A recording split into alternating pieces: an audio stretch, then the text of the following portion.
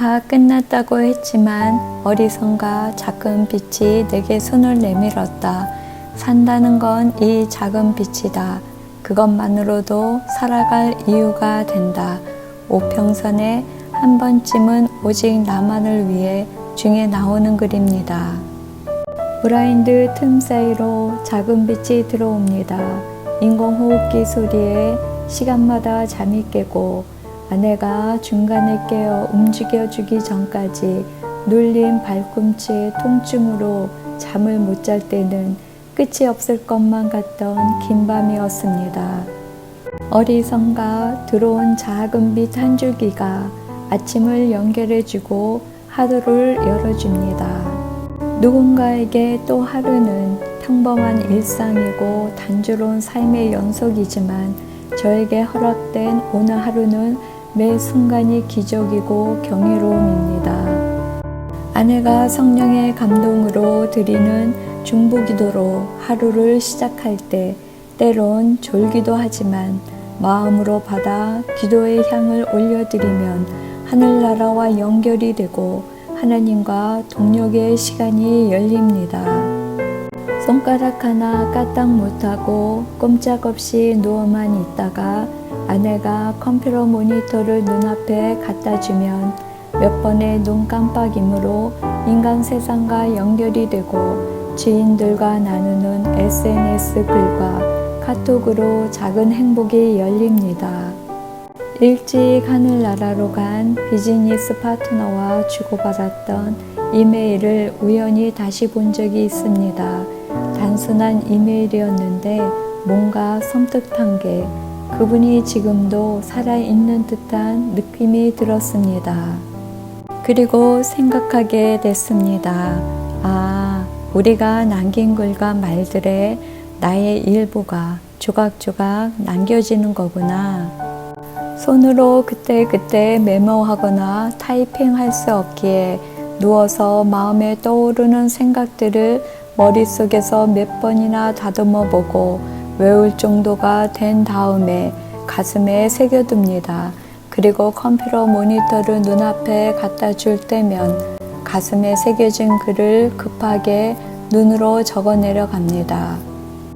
자음, 모음, 받침, 스페이스 칸, 쉼표, 맞춤표까지 하나씩 모두 눈을 깜빡여야 하니 정상일 때보다 몇 배 이상 눈을 깜빡해서 글 한 편을 남깁니다.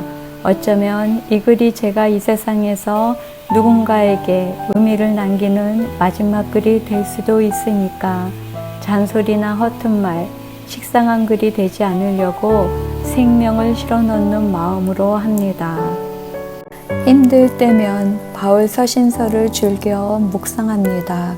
그의 글에는 말로만 된 것이 아닌 죽음을 두려워하지 않는 성령의 능력과 마지막 전제와 같이 자신의 모든 것을 부어 써내려간 복음이 담겨있기 때문입니다. 대학 시절에 김춘수 시인의 꽃이라는 시를 좋아했습니다. 내가 그의 이름을 불러주기 전에는 그는 다만 하나의 몸짓에 지나지 않았다.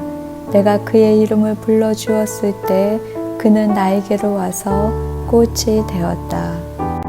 한 여인이 예수님의 머리에 향유를 바르자 제자들이 이를 나무랄 때 예수님은 온 세상에 복음이 전해지는 곳마다 이 여자가 한 일도 전해져 그를 기억할 것이라고 하셨습니다.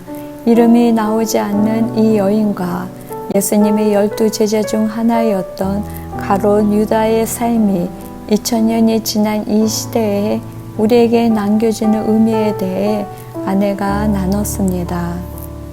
나의 글과 말, 나의 삶의 모습은 예수님에게 그리고 내가 사랑했던 사람들에게 어떤 의미로 남겨질까? 우리들은 모두 무엇이 되고 싶다.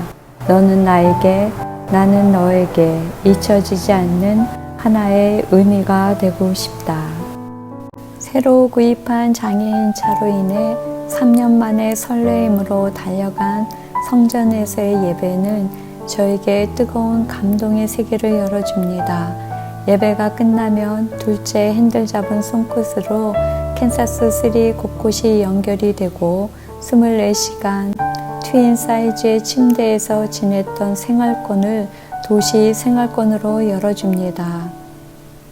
아무것도 할 수 없게 될 것이라고, 이제 모든 게 끝나게 될 것이라고 했는데 어리석은가 작은 빛이 들어와 희망이라는 이름의 아침을 연결해주고 세상을 열어주었습니다. 그런데 세상에서 가장 아름답고 고귀한 빛은 2000년 전 베들레헴의 보잘것없는 말 구유의 작은 빛으로 오셨던 예수님이신 것 같습니다. 그 작은 빛은 어두운 세상을 밝게 비추는 사랑의 빛이 되었고, 죄 많은 우리를 하나님과 연결해주고 영원한 생명의 길을 열어주는 구원의 빛이 되셨습니다. 작은 빛으로 오신 하나님의 놀라운 은혜, 그 빛이 제가 살아가는 이유입니다.